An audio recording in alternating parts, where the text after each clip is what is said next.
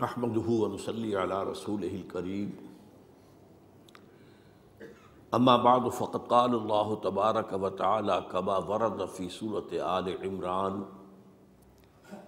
اعوذ بالله من الشیطان الرجیم بسم اللہ الرحمن الرحیم وتلك الأيام نداولها بين الناس وَلِيَعْلَمَ اللَّهُ الَّذِينَ آمَنُوا وَيَتَّخِذَ مِنكُمْ شُهَدَاءَ وَاللَّهُ لَا يُحِبُّ الظَّالِمِينَ صدق اللہ العظیم رب اشرح لي صدری ویسر لي امری واحلل عقدۃ من لسانی یفقہوا قولی اللہم ربنا الہمنا رشدنا واعذنا من شرور انفسنا اللہم ارنا الحق حقا وارزقنا اتباعہ وارنا الباطل باطلا وارزقنا اجتنابہ اللہم وفقنا ان نجاہد فی سبیلک باموالنا وانفسنا اللہم ارزقنا شہادتا فی سبیلک آمین یا رب العالمین۔ جمعہ 9 جنوری سے ہمارے ہاں ایک موضوع پر گفتگو شروع ہوئی ہے، اس لیے کہ ایک دن پہلے عاشورہ تھا، تو اس میں شہادت حسین رضی اللہ تعالی عنہ، اس کا ذکر جو ہے آپ کو معلوم ہے کہ 10 دن سے تواتر کے ساتھ ہمارے سارے ذرائع ابلاغ کے ذریعے ہو رہا تھا۔ تو میں نے سب سے پہلے یہ بات آپ کے سامنے رکھی کہ شہادت کا لفظ قرآن مجید میں مقتول فی سبیل اللہ کے لیے آیا ہی نہیں، سوائے ایک آیت کے جہاں امکان پیدا ہوتا ہے، وہاں بھی یقین کے ساتھ نہیں۔ قرآن کا فلسفہ شہادت کیا ہے؟ گواہی دینا، اللہ کی توحید کی گواہی، محمد کی رسالت کی گواہی، دے تو بھی محمد کی رسالت کی گواہی، جیسے اقبال نے کہا، قرآن کی حقانیت کی گواہی، اور یہ گواہی اپنے قول سے بھی، اپنے عمل سے بھی، اور انفرادی سطح پر بھی، اجتماعی سطح پر بھی۔ یہ 4 اس کی قول سے گواہی، عمل سے گواہی، آپ کا عمل ثبوت دے کہ آپ واقعی اللہ پر ایمان رکھتے ہیں، آپ واقعی محمد پر ایمان رکھتے ہیں، آپ واقعی قرآن پر ایمان رکھتے ہیں صلی اللہ علیہ وسلم۔ تو قولی گواہی، عملی گواہی، پھر انفرادی گواہی، اجتماعی گواہی، آپ کی سیرت و کردار گواہی دے رہی ہو کہ آپ محمد کے ماننے والے اور اللہ کے چاہنے والے ہیں، اور آپ کا نظام زندگی گواہی دے کہ آپ واقعتاً اللہ کے بھیجے ہوئے دین حق کے پیروکار ہیں۔ یہ ہے شہادت علی الناس، جس کے لیے انبیاء بھیجے گئے، جس کے لیے رسول بھیجے گئے، اور جو ختم نبوت کے بعد امت مسلمہ کی اجتماعی ذمہ داری قرار پائی۔ وَكَذَلِكَ جَعَلْنَاكُمْ أُمَّةً وَسَطًا لِتَكُونُوا شُهَدَاءَ عَلَى النَّاسِ وَيَكُونَ الرَّسُولُ عَلَيْكُمْ شَهِيدًا۔ ہم نے تمہیں امت وسط بنایا ہی اس لیے ہے تاکہ تم لوگوں پر گواہ بنو، وہی گواہی انفرادی، اجتماعی، قولی، عملی،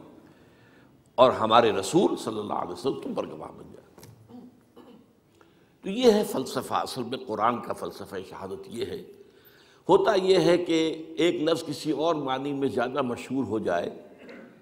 تو اصل معنی جو ہے وہ پس منظر میں چلے جاتے ہیں، وہ ذہن سے نکل جاتے ہیں۔ شہادت کا یہ مفہوم سامنے ہے ہی نہیں، شہادت کا مفہوم مقتول فی سبیل اللہ، حال یہ ہے، یہ نوٹ کر لیجئے۔ قرآن مجید میں بھی ایک آیت جو میں نے آج پڑھی ہے آپ کے سامنے، ایک آیت سورہ آل عمران کی ہے، آیت نمبر 140، اس میں اس کا امکان ہے کہ اللہ کی راہ میں قتل ہونے والے کو شہید قرار دیا جائے، اور اس کی بات بھی واضح ہے، جس نے اپنی زندگی میں قولاً عملاً اللہ کی گواہی دی ہو، وہ اگر اسی کام کے لیے قتل ہو جائے تو گویا کہ اب اس کی گواہی مسلم ہو گئی، اب طے ہو گئی، اب اسے یہ خطاب مل سکتا ہے کہ یہ اللہ کا گواہ ہے۔ اس معنی میں یہ آیت جو ہے، آیت نمبر 140 ہے سورہ آل عمران کی، اور اس کا پس منظر کیا ہے؟ مسلمانوں کو عارضی شکست ہو گئی تھی غزوہ احد میں، چرکا لگا تھا، 70 صحابہ شہید ہو گئے تھے، تو لوگوں کے دل زخمی تھے صحابہ کرام کے۔ ظاہر بات ہے حوصلوں میں بھی پستی پیدا ہوتی ہے وقتی طور پر، بر بنائے طب بشری، اور انسان متاثر تو ہوتا ہے۔ حضرت عمر نے تلوار پھینک دی تھی، جب یہ خبر اڑ گئی کہ حضور شہید ہو گئے تو تلوار پھینک کر بیٹھ گئے، اب کاہے کے لیے لڑنا؟ تو ایسی کیفیت عارضی طور پر ہو جاتی ہے۔ اس میں فرمایا گیا ہے کہ گھبراؤ نہیں، یہ تو دن ہیں جنہیں ہم الٹ کے پھرتے رہتے ہیں، اوپر نیچے سی سو ہوتا رہتا ہے، اوپر نیچے اوپر نیچے، تلک الایام نداولها بین الناس، اور اسی سے ہم آزمائش کرتے ہیں تاکہ ہم دیکھ لیں کہ کون ہے واقعتاً جو ایمان والے ہیں، جو نامساعد حالات میں بھی ڈٹے رہتے ہیں، کھڑے رہتے ہیں، جمے رہتے ہیں، اور اللہ تم میں سے کچھ کو اپنا گواہ بھی بنا لے۔ یہاں اس گواہی کے معنی اللہ کی راہ میں قتل ہو جانے کے لیے جا سکتے ہیں۔ البتہ احادیث کے اندر یہ لفظ بکثرت آیا ہے، لیکن آیا ہے استشہاد کے حوالے سے، باب استفعال سے۔ شہدہ یا شہدوں کے معنی تو ہوں گے موجود ہونا، استشہدہ یستشہد استشہادن، کسی کو گواہ بنا لینا، لیتخذ منکم شہداء، استشہدہ وہ گواہ بنا لیا گیا، اس کی گواہی گویا کہ اللہ کے ہاں قبول ہو گئی۔ پھر ہم نے اس دوسری قسم کی جو شہادت ہے اس کے ضمن میں خلفائے ثلاثہ کی شہادت کا ذکر کیا تھا،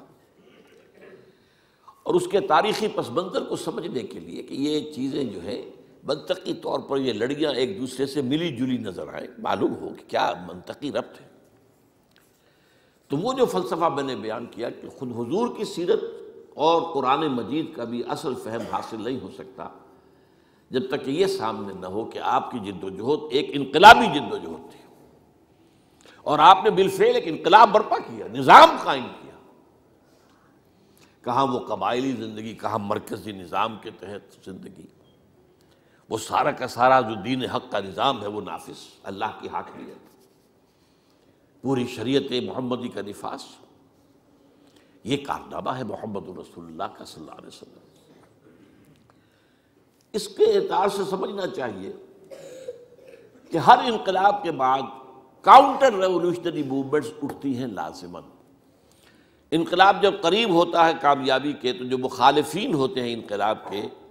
وہ ذرا دبک جاتے ہیں، وہ جس کو میں نے کہا تھا نیمی پا لینا، بھائی ذرا سر جھکا دو اب تو، اس لیے کہ اب it's no use continuing resistance, اب آپ نہیں کر سکتے مقابلہ۔ یہ کیفیت شروع تو ہو گئی تھی فتح مکہ کے بعد سن 8 رمضان مبارک میں،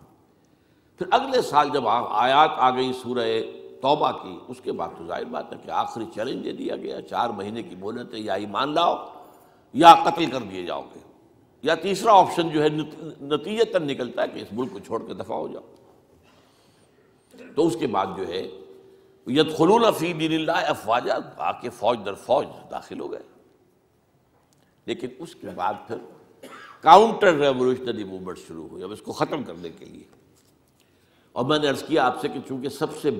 بڑی ایگریوڈ پارٹی کون تھی، سب سے زیادہ جس مذہب کا قلع قمع ہوا وہ کون سا تھا؟ مشرکین عرب کا مذہب، شرک۔ لہذا جزیرہ نمائے عرب ہی سے 2 مخالف انقلاب تحریکیں اٹھی، ایک جھوٹے نبی کھڑے ہو گئے اور منکرین زکوٰۃ کھڑے ہو گئے۔ اسے کہا گیا ارتداد عمومی، تقریباً پورا عرب مرتد ہو گیا۔ جو یدخلون فی دین اللہ افواجا ہوئے تھے وہ یخرجون فی من دین اللہ افواجا بھی ہو گئے، حجاز کے چند شہروں تک اسلام محدود رہ گیا۔ یہ حضرت ابوبکر کی عزیمت اور ہمت، یہ اس کا ایک بڑا اہم درخشاں باب ہے کہ انہوں نے آئرن ہینڈ کے ساتھ، حالانکہ وہ بڑے نحیف الجثہ اور بڑے آپ کہیے رقیق القلب انسان تھے، لیکن یہ کہ اس وقت ان کی عزیمت، ان کی ہمت